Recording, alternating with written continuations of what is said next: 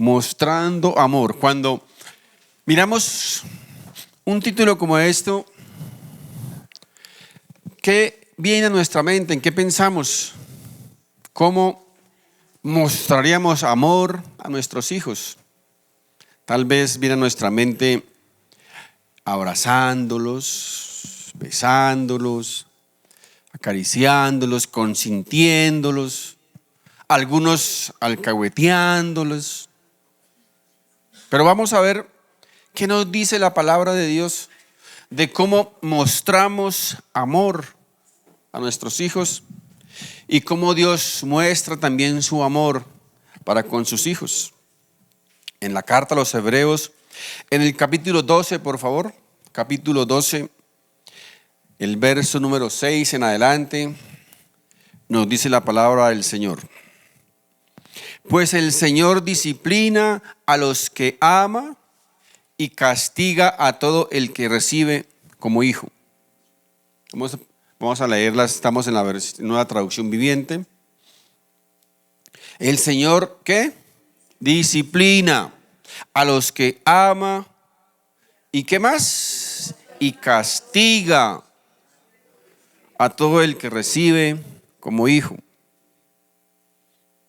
Al soportar esta disciplina divina, recuerden que Dios los trata como a sus propios hijos. ¿Acaso alguien oyó hablar de un hijo que nunca fue disciplinado? Dice, ¿acaso alguien oyó hablar de un hijo que nunca fue disciplinado por su padre? Si Dios nos disciplina, si Dios no los disciplina a ustedes como lo hace con todos sus hijos, quiere decir que ustedes no son verdaderamente sus hijos, sino ilegítimos.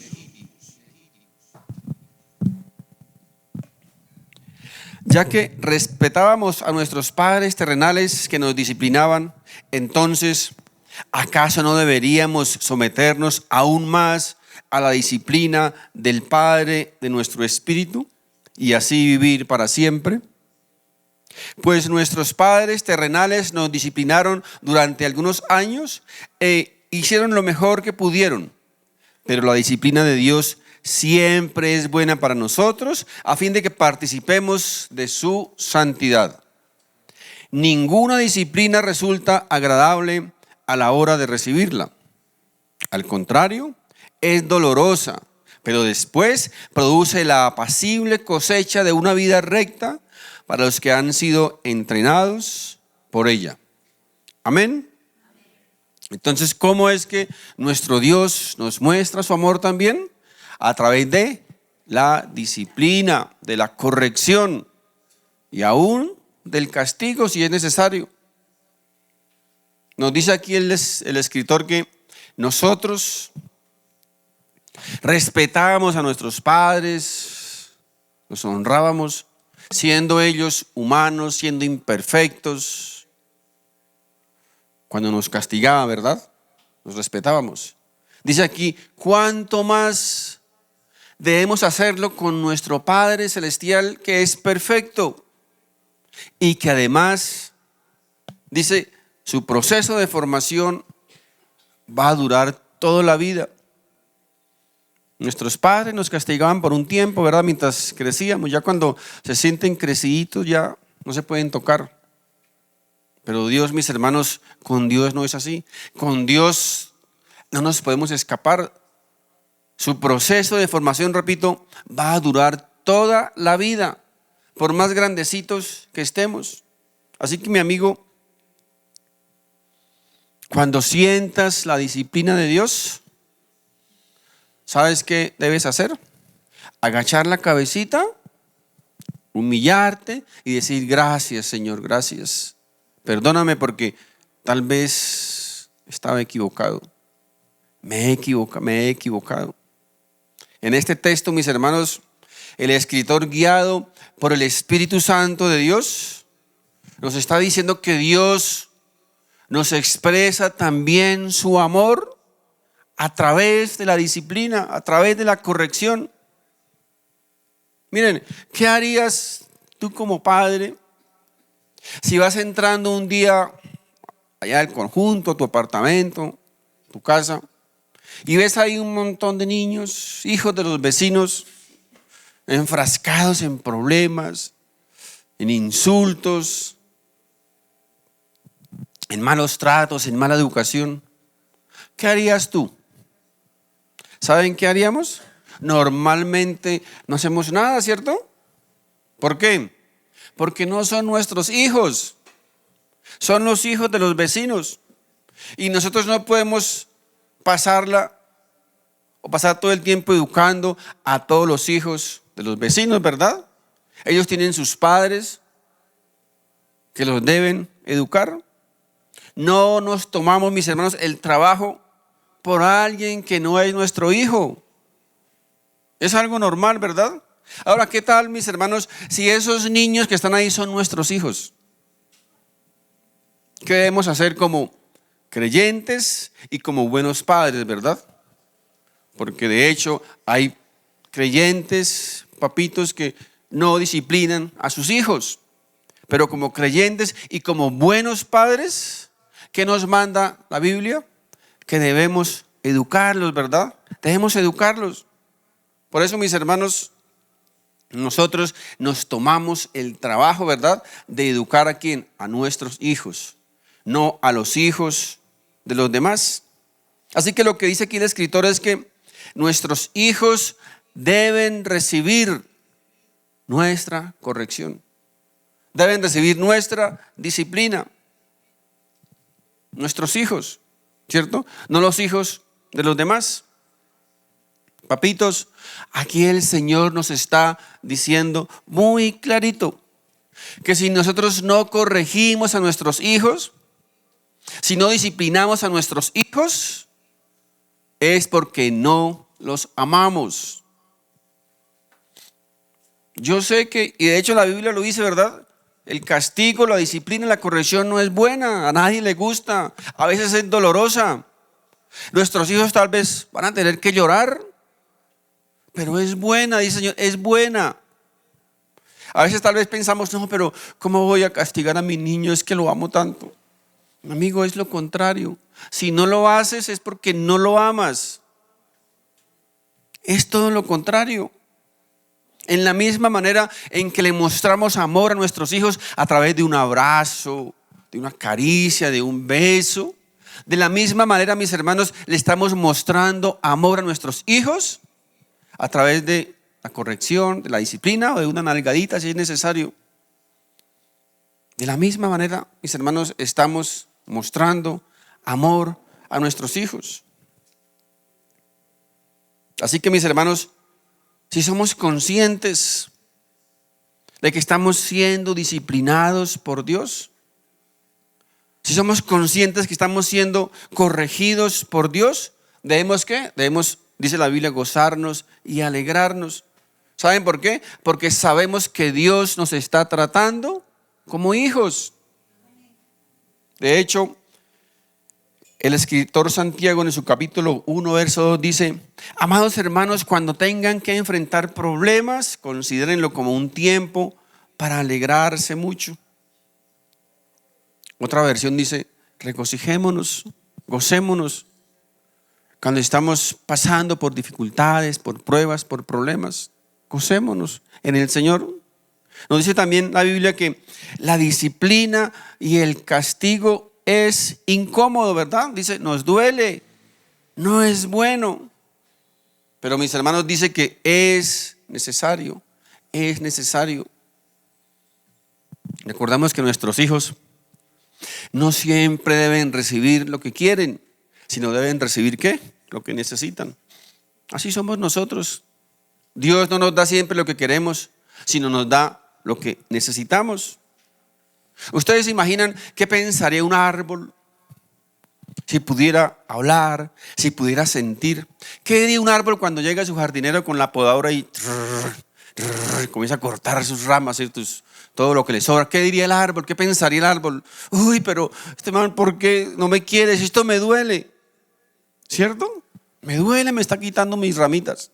Pero ¿qué dirían mis hermanos cuando viene después el fruto abundante?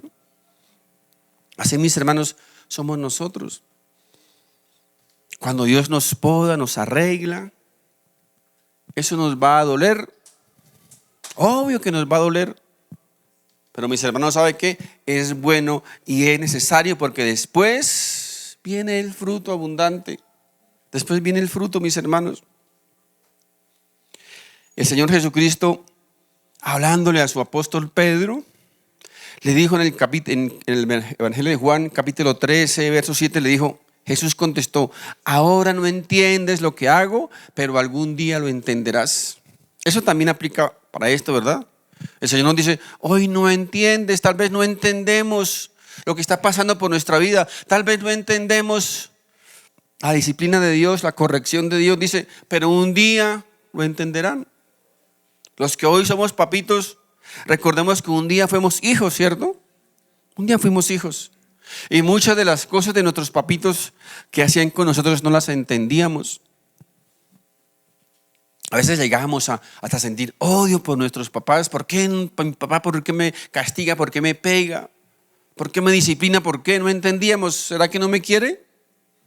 Hoy que somos papitos, recordamos eso. Y ustedes que son hijos hoy, un día lo van a entender cuando tengan sus propios hijos. Un día, dice el Señor, un día lo entenderán. Hoy tal vez no lo entienden. Igualmente, repito, pasa con nosotros. La disciplina, la corrección, el castigo, mis hermanos, duele, sí, pero es necesario. Porque al final, repito, va a dar su fruto espiritual.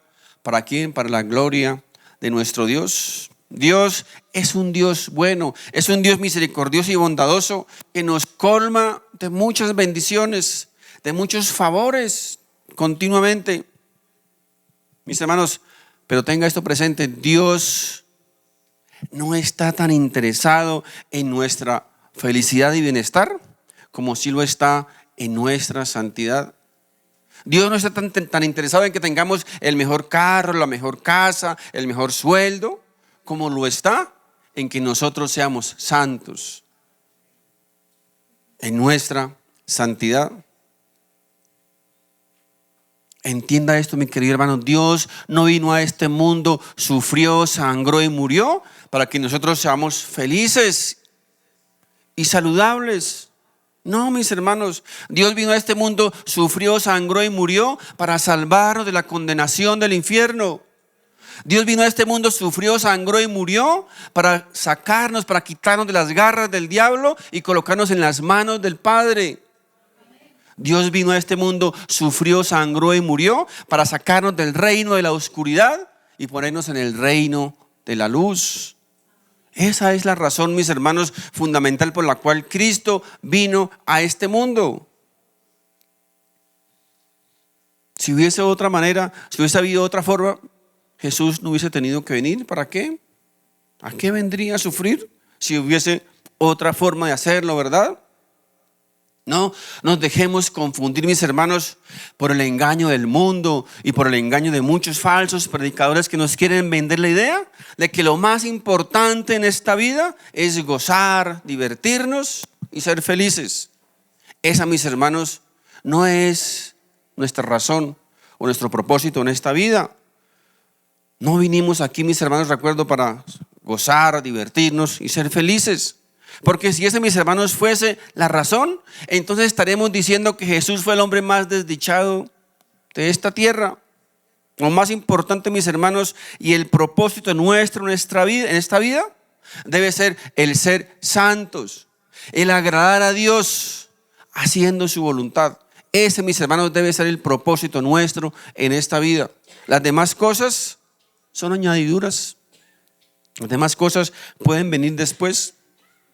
Así que, mis hermanos, lo mejor no está aquí, lo mejor está allá, mis hermanos. La gloria no está aquí, la gloria está allá.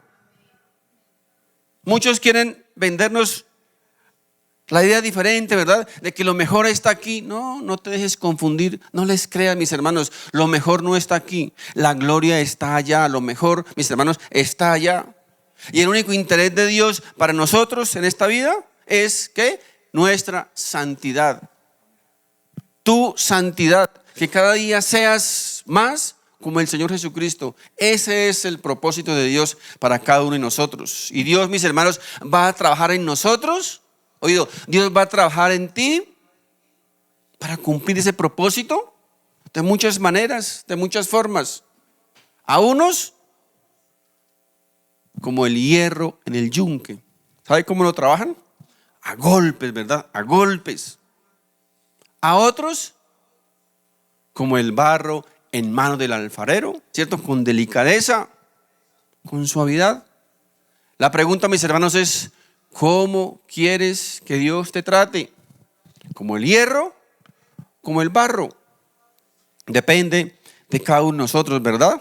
Mis hermanos, recuerden, el propósito de Dios para nuestra vida es uno solo: que crezcamos en santidad, que seamos cada día más como Jesús.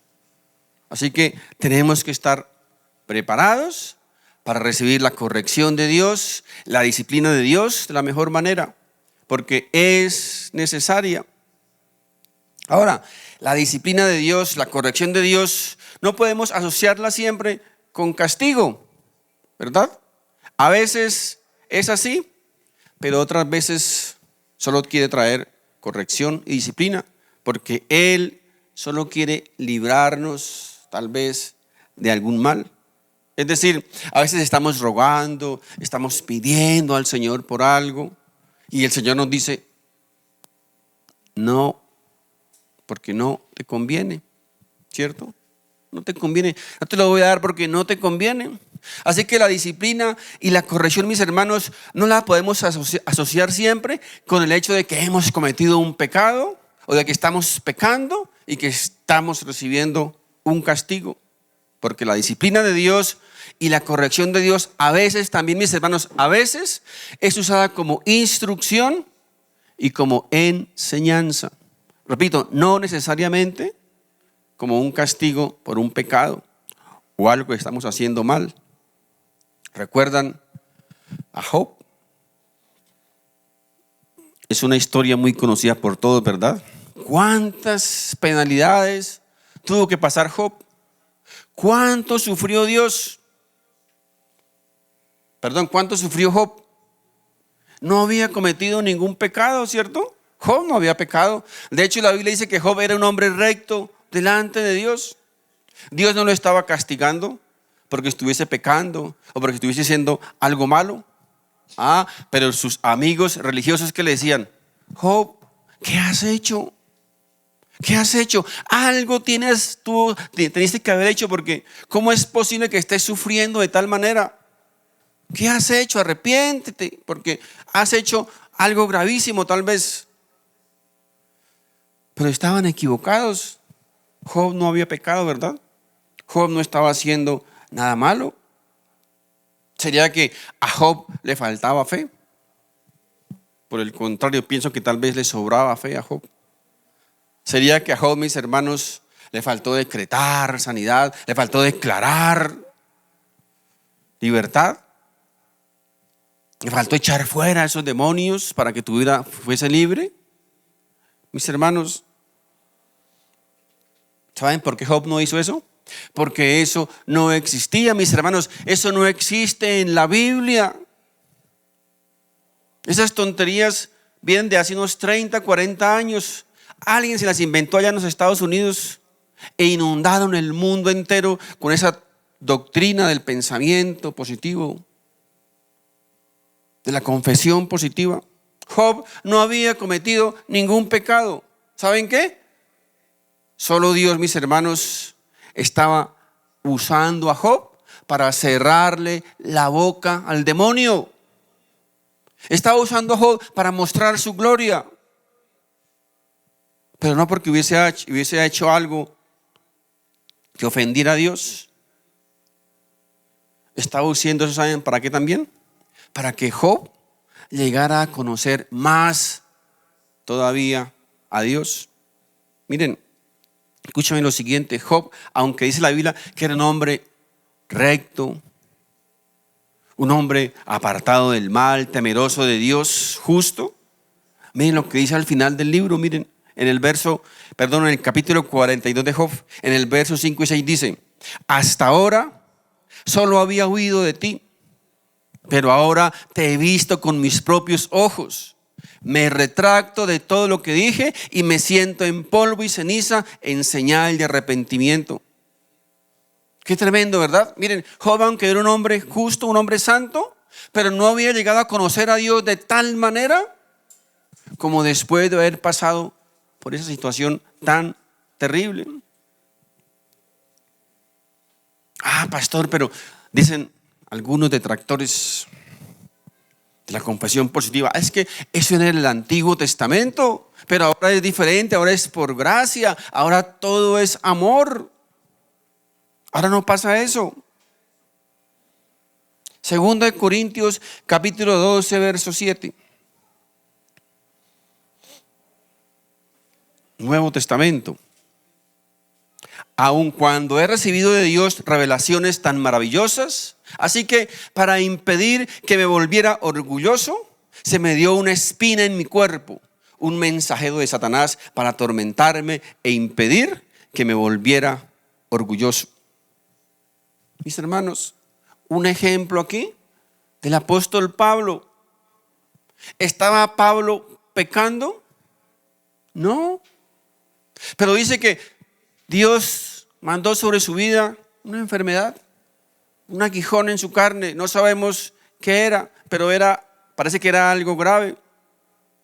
Qué tremendo, ¿verdad? El apóstol Pablo, contrario a lo que enseñan muchos engañadores en estos días, que los cristianos no podemos enfermarnos, que el cristiano que se enferme es porque está en pecado o porque le falta fe. ¿Quién sabe qué está haciendo? Porque mire lo que está pasando por su vida. ¿Es acaso eso lo que dice aquí, mis hermanos, en este texto? ¿Estaba el apóstol Pablo pecando? ¿Le faltaba fe al apóstol Pablo? ¿Le faltó al apóstol Pablo declarar? ¿El apóstol Pablo no conocía Isaías 53? Fíjense, mis hermanos, cómo muchos enseñan tonterías y mentiras que no están en la Biblia. El apóstol Pablo lo que aquí está diciendo escuetamente es que él, aunque había sido nombrado apóstol por el mismo Señor Jesucristo, el mismo Cristo se le había aparecido resucitado, era un siervo del Señor, había escrito tal vez más de medio Nuevo Testamento, pero dice: el Señor trajo sobre mí una enfermedad. ¿Para qué? Para que no me enorgullezca, para que no se me suban las ínfulas, para que no me infle, ¿verdad? Para que no me sienta superior a los demás, sino ¿para qué? Para humillarme y para tenerme siempre de rodillas.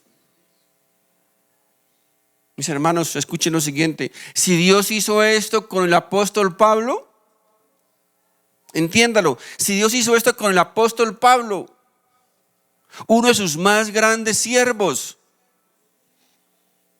de los más grandes santos de la Biblia, mi amigo, ¿no podrá hacerlo con usted y conmigo?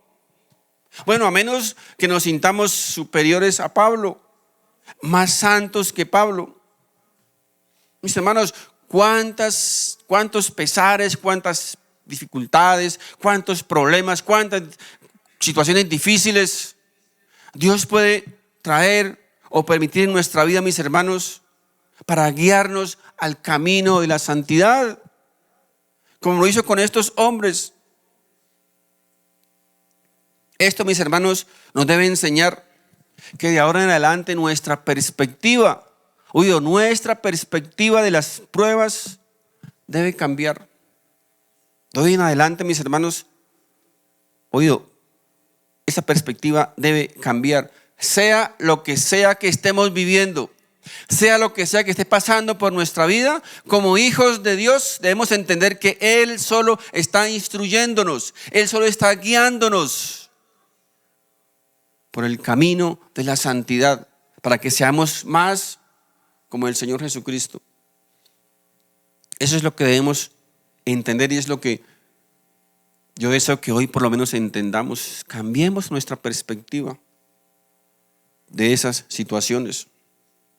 Ahora, aunque en muchos casos como estos, Dios no está trayendo disciplina por causa de un pecado, por causa de algo que estén haciendo incorrectamente. En otros casos, mis hermanos, sí, Dios trae disciplina y corrección y castigo por causa del pecado.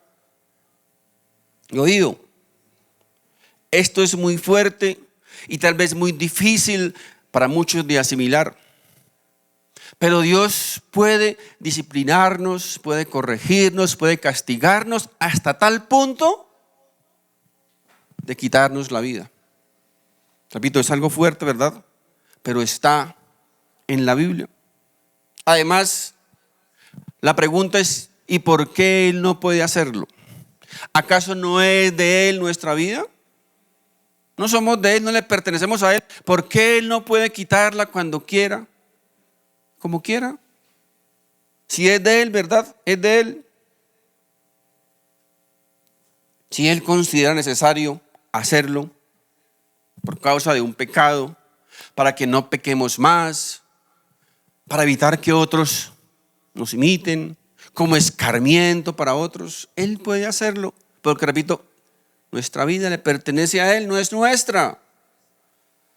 No sé si has pensado en eso. Tu vida no es tuya.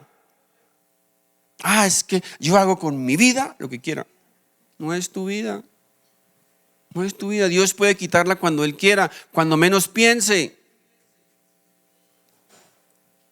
La Biblia, mis hermanos, está llena de estos ejemplos. Algunos no les gusta, otros quieren ignorarlo, otros no quieren aceptarlo. Recordemos a los hijos de Aarón. ¿Recuerdan? El hermano de Moisés. Ellos ofrecieron a Dios un sacrificio incorrecto. ¿Y qué hizo Dios? Los cortó, los mató. Recordemos a Ananías y Zafira, ¿cierto? Primeros cristianos de la iglesia en Jerusalén. Ellos quisieron, mis hermanos, presumir de una ofrenda generosa para la obra del Señor, pero engañaron al Espíritu Santo de Dios. ¿Y qué les pasó? Murieron fulminantemente. Recordemos a Miriam, ¿recuerdan Miriam, la hermana de Moisés? Ella murmuró contra Moisés, su hermano, que había sido designado por Dios como líder y como su siervo. ¿Y qué le pasó?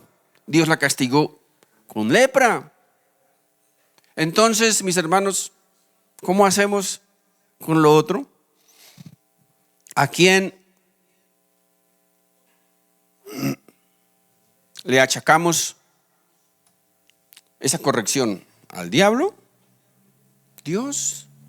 Mis hermanos, Dios, ¿se acuerdan? El diablo no puede hacer nada que Dios no se lo permita. No le demos más poderes al diablo que él no tiene. Solo puede hacer lo que Dios le permita. Fíjense, la Biblia está llena de estos ejemplos. Dios, como Padre amoroso, bondadoso, misericordioso, nos muestra también su amor a través de su disciplina. Recuerden, Jesús es presentado como un león, como un cordero, ¿sí no? Pero también es presentado como un león. Es presentado como Salvador, pero también como juez. Tenemos que estudiar o entender todo lo que enseña la palabra de Dios. Ahora, y aunque Dios muchas veces aplica su disciplina en forma directa, también en otros casos Dios aplica su disciplina a través de su iglesia, de su cuerpo, ¿verdad? Dios continuamente nos está hablando, nos está exhortando, nos está enseñando, nos está animando, nos está levantando. ¿A través de qué? A través de su palabra. Cuando su palabra es predicada, cuando la Biblia es predicada, repito, cuando se predica sobre la Biblia con la palabra de Dios, es como si Dios estuviese hablando, porque es su palabra, es su voluntad. Y a través de ella, el Señor, repito, también nos disciplina, nos corrige, nos instruye constantemente. Segunda de Timoteo capítulo 3, versos 16 y 17 dice: toda la escritura es inspirada por Dios y es útil para enseñarlos lo que es verdad y para hacernos ver lo que está mal en nuestra vida. Nos corrige cuando estamos equivocados y nos enseña a hacer lo correcto. Dios la usa para preparar y capacitar a su pueblo para que haga toda buena obra, ¿verdad? Dios, repito, Dios usa también su iglesia para traer corrección y disciplina a sus hijos. Existen en la Biblia por lo menos 3 causales donde la iglesia debe disciplinar. Por lo menos 3 causales encuentro. La primera es cuando surge una herejía evidente dentro de la iglesia, cuando alguien se levanta con una herejía diferente y que fácilmente es debatible a través de la palabra de Dios, pero esa persona se empeña en seguir con esa herejía contaminando la congregación. En esos casos, la Biblia enseña que debe haber corrección, que debe haber disciplina. Segundo, cuando surge alguien divisivo. Alguien se levanta con orgullo, con prepotencia, con altivez y quiere dividir la iglesia, quiere colocar a unos contra otros y formar un caos. En esos casos también dice la Biblia que debe haber disciplina, que debe haber corrección. Y tercero, cuando alguien peca con un pecado evidente y persistente, el cual se niega a abandonar.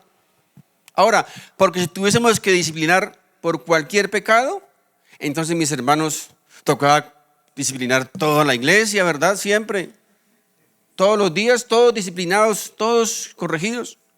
Un pecado evidente, un pecado persistente y un pecado que alguien se niega a abandonar. En esos casos, dice la Biblia, tiene que haber corrección. Ahora, la disciplina de iglesia, mis hermanos, tiene que tener un propósito definido. ¿Cuál es? Es el de tratar de cambiar al hermano, ¿cierto? El de rescatar al hermano, el de traerlo nuevamente a la comunión de la congregación, el ganar al hermano. El hacerle que reconozca su pecado, que reconozca su falta y que se arrepienta delante del Señor. Ese debe ser el propósito, mis hermanos, de la disciplina.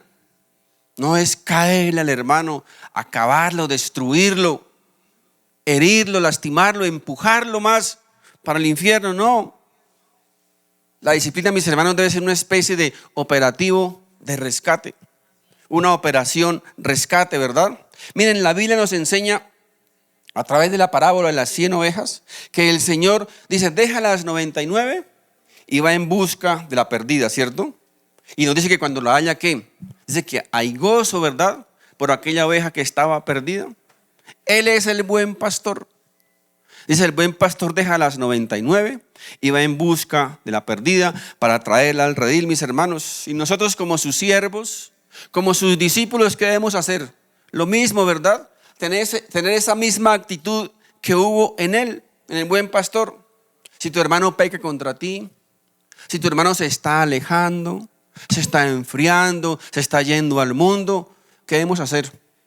Aplicar operación rescate, ¿cierto? Ir por él, tratar de rescatarlo y traerlo nuevamente al redil, como lo hizo el buen pastor, como un día, mis hermanos, él lo hizo con nosotros, ¿cierto? Él un día nos rescató, nos trajo y nos puso en el redil. Un día lo hizo con nosotros y nosotros debemos hacerlo también con el hermano que lo necesita. Ese, mis hermanos, recuerden, debe ser el propósito de la disciplina de iglesia. Repito, tratar de recuperar al hermano, de traerlo nuevamente al redil, de hacerle reconocer que está obrando mal, que está actuando mal. Ahora, en Mateo encontramos el procedimiento dado por Dios para aplicar la disciplina. está escrito en la palabra de Dios. Así que no nos inventemos procedimientos humanos. A veces traemos una lista, no, mire, tiene que hacer esto. Y si no lo hacen, te vas para el infierno. Mateo capítulo 18, verso 15 en adelante dice, que el procedimiento dado por Dios para aplicar disciplina. Dice, si un creyente peca contra ti, háblale en privado y hazle ver su falta. Si te escucha y confiesa el pecado, has recuperado a esa persona. Pero si no te hace caso, toma a uno o dos más contigo y vuelve a hablarle, para que los 2 o 3 testigos puedan confirmar todo lo que digas. Si aún así la persona se niega a escuchar, lleva el caso ante la iglesia. Luego, si la persona no acepta la decisión de la iglesia, trata a esa persona como a un pagano o como a un corrupto cobrador de impuestos. Y punto final. No hay más. Sencillo, ¿verdad? En primer lugar, ¿qué dice? Si alguien peca contra ti, si ves que alguien está pecando, haciendo algo incorrecto, algo indebido, ¿qué dice? Llámalo en privado. Llámalo en privado. Nadie más tiene por qué saber. No tiene que saber, ni tú murmuras, ni yo murmuro. Los dos aquí, los dos, face to face. Y trata de arreglar ese problema, confróntalo. Ahora dice, si el hermano acepta, reconoce su pecado, reconoce su falta, ¿qué dice? Punto final, ¿cierto? Ahí termina, ya. Se acabó el problema, seguimos adelante, hermanos. Ahora, ¿qué dice? Si el hermano no acepta, si él se niega, insiste y persiste en continuar con su pecado, entonces, ¿qué dice? Entonces confróntelo con 2 o 3 testigos. Lo mismo. Nuevamente confróntalo, háblale, exhórtalo. Si el hermano reconoce, ¿qué pasa? Ya, listo. Tú finish, terminado el problema. Seguimos siendo amigos, hermanos. Ahora, si no reconoce, si insiste y persiste otra vez, entonces hay otro procedimiento, ¿cierto? ¿Qué dice? Preséntalo a la congregación.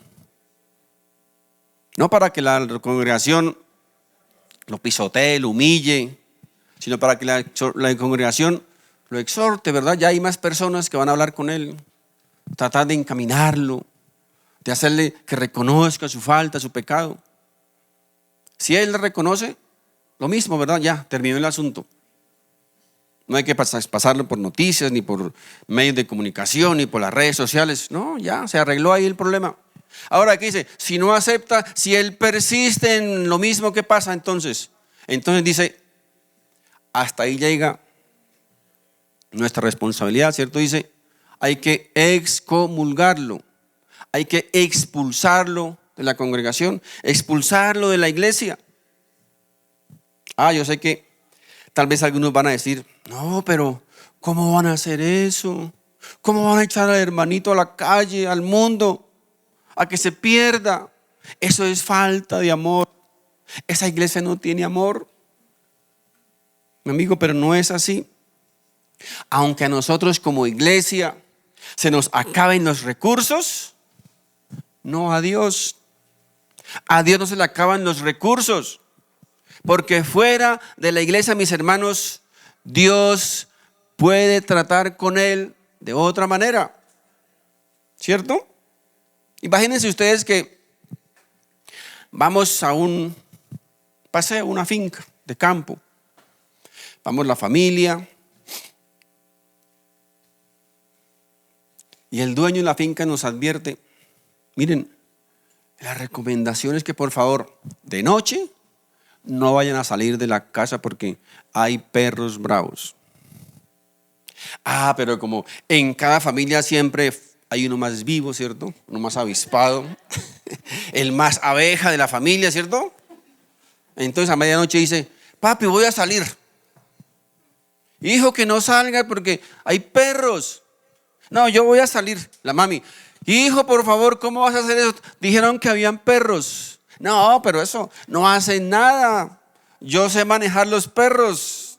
Yo soy domador de perros. Los hermanos, ¿y no cómo va a salir? Te van a morder. No, no, no, yo sé cómo manejar el asunto. Abre la puerta y sale. Ahora, ¿qué debemos hacer como padres nosotros? Cerrar la puerta, ¿cierto? Y trancarla, ¿para qué? Para protegerlos de adentro, ¿verdad? Pero ¿saben qué va a pasar normalmente? Al ratico llega todo mordido, ¿cierto? Golpeado.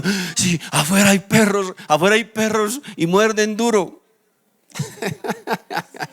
Mis hermanos, a nosotros como iglesia, aunque se nos acaben los recursos, Dios tiene muchos más recursos para tratar con nosotros afuera de la casa. Muchos más recursos, mis hermanos.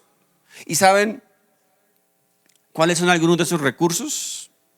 Por ejemplo, el mundo y el diablo. ¿Sabían eso? Que el diablo es un siervo del Señor. Dios puede usarlo para tratar con el hermanito que quiere salir a medianoche a enfrentar los perros. Miren, 1 Corintios capítulo 5, verso 5. Entonces deben expulsar a ese hombre y entregárselo a Satanás, para que su naturaleza pecaminosa sea destruida y él mismo sea salvo el día que el Señor vuelva. Por eso, mis hermanos, la iglesia del Señor, el pueblo de Dios, debe ser un pueblo santo, debe ser una iglesia santa. Pero mis hermanos, les confieso, cuando yo veo la condición de la iglesia hoy día, la verdad siento un gran dolor en mi corazón. Porque si algo que debe acompañar la iglesia del Señor hoy día es el temor de Dios. Y es precisamente, mis hermanos, lo que no hay hoy día en el corazón de la iglesia. No hay temor de Dios. No hay temor de Dios. Estamos viendo pecados evidentes, terribles, sin ningún temor, en personas que vienen a la iglesia y dicen ser cristianos. Si no lo dijeran, no había problema, ¿verdad? Porque ya sabe uno qué esperar. Pero de personas que dicen ser cristianas, hoy día encontramos en la iglesia como nunca fornicaciones, adulterios, murmuración, mentira, envidia, división, hurto, engaños, de todo, mis hermanos, lo que usted se pueda imaginar. Y se supone que toda persona que ha sido lavada, limpiada en la sangre del Señor Jesucristo, dice que es una nueva criatura, debe ser una nueva criatura, debe ser una nueva creación. Pero tristemente, cuando vemos el estilo de vida de esas personas, mis hermanos, de muchas de ellas, es totalmente opuesto a lo que Dios dice que debemos ser. Estamos viendo hoy día en las iglesias toda clase de pecados, de perversidad. Y no estamos viendo, mis hermanos, personas realmente cambiadas. No estamos viendo realmente personas transformadas por Dios. No estamos viendo personas que reflejen en su vida, en su estilo de vida, la presencia de Jesús por ningún lado. Estamos viendo hoy día, mis hermanos, en las iglesias muchos predicadores que solo están alimentando el ego y la avaricia de la gente. Muchos predicadores que solo están diciendo: el Señor me dice que algo grande viene sobre tu vida. Tal vez es un elefante, un rinoceronte, no sé a qué se refieren. Muchos predicadores que solo están diciendo: el Señor me dice que este es el año de la prosperidad, que este es el año de tu felicidad. Muchos predicadores, mis hermanos, que solo están diciendo: el Señor me dice que hoy es el día de tu milagro, que hoy es el día de tu sanidad. Muchos predicadores, mis hermanos, que solo están diciendo: el Señor me dice que tus deudas van a ser saldadas. Pero muy pocos predicadores que digan: el Señor me dice que deje tu pecado. El Señor me dice que busques la santidad. Muy pocos predicadores, mis hermanos, que digan: el Señor me dice que deje tu engaño, tu murmuración, tu fornicación, tu adulterio, tu mentira. Muy pocos predicadores que digan, mis hermanos, el Señor me dice que seas más comprometido y diligente con la obra. Muy pocos predicadores que digan, el Señor me dice que ame tu esposa, que respete tu marido. Muy pocos predicadores, mis hermanos, de esos. Esto, mis hermanos, escuchen muy bien, no es un juego. Esto no es un jardín de juegos. Aquí no está en juego, mis hermanos, un negocio, una empresa, un trabajo. Aquí está en juego, mis hermanos, nuestro destino eterno, tu destino eterno. Está en juego nuestra permanencia por toda la eternidad. ¿En los brazos de Satanás o en los brazos del Padre? No es un juego, mis queridos hermanos, no es un juego. Y usted no se va a salvar por venir a la iglesia. No se va a salvar por leer la Biblia. No se va a salvar por orar bonito. No se va a salvar por dar el diezmo o la ofrenda. La Biblia dice, sin santidad nadie verá a Dios. Oído, sin santidad nadie verá a Dios. Las cosas con Dios, mis hermanos, son serias. A veces la gente se ríe, la gente se burla. ¿Saben qué? Son dignos de consideración, porque no conocen, no saben, no entienden. Como dijo el Señor Jesucristo, tal vez hoy no entienden, pero algún día lo entenderán. Y tristemente ese día puede ser demasiado tarde. Mucha gente viene a las iglesias, mis hermanos, salta, brinca, canta, chilla. Ay, Dios, tú eres lo más importante para mí, eres lo primero en mi vida. Pero mis hermanos, es mentira. Mentira, Dios no es lo primero en tu vida. Si Dios fuera lo primero en tu vida, entonces las demás cosas estarían después, ¿verdad? Pero no es así. Nomás para venir a la iglesia y nomás, fíjense, un ejemplo.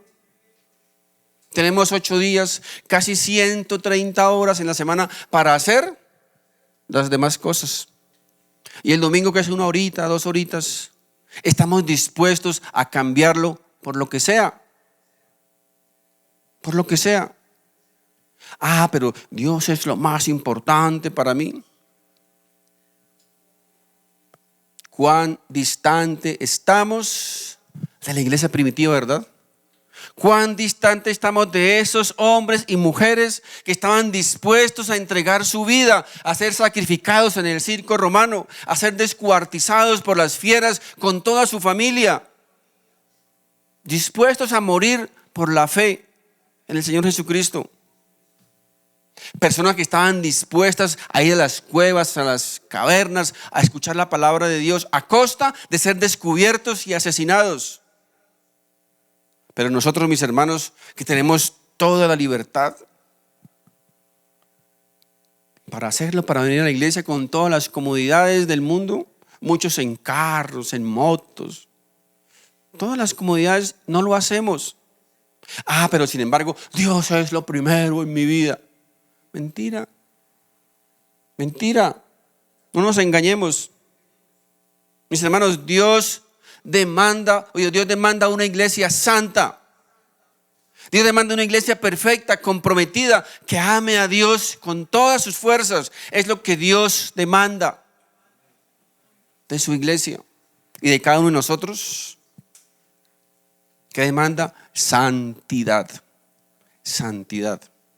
Recuerde, sin santidad nadie verá a Dios. Nadie es nadie. Quiero invitar al grupo para que terminemos con un cántico. Padre Santo, en el nombre de Jesús, bendito Dios. Gracias. Gracias, mi Rey. Gracias por tu palabra, Señor. Gracias, bendito Dios, por tu disciplina. Gracias por tu corrección, Señor.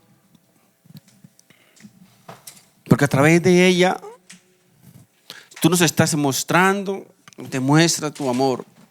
Nos demuestra que tú te interesas por cada uno de nosotros. Nos muestras tu deseo, tu anhelo de que seamos santos, de que seamos apartados para ti, de que podamos un día estar en tu presencia por toda la eternidad. Gracias, bendito Dios, porque tú hoy nos has enseñado a cambiar la perspectiva de nuestra vida, a cambiar la perspectiva de las cosas que ocurren en nuestra vida. Porque hoy hemos entendido que a través, Señor, de tu corrección, a través de tu disciplina, a través de las circunstancias, tú solamente estás guiándonos y dirigiéndonos al camino de la santidad. Gracias, bendito Dios. A ti, Señor, sea toda nuestra honra, toda nuestra gloria, toda nuestra gratitud por los siglos de los siglos. Amén y amén. Si este mensaje ha sido de bendición para tu vida, te invito para que te suscribas a este canal, compartas este video con tus familiares y amigos y así juntos podamos llevar la palabra de Dios. Si vives en Bogotá, te invito a nuestras reuniones presenciales todos los domingos a las 11 de la mañana en la dirección que aparece en pantalla. Dios te bendiga.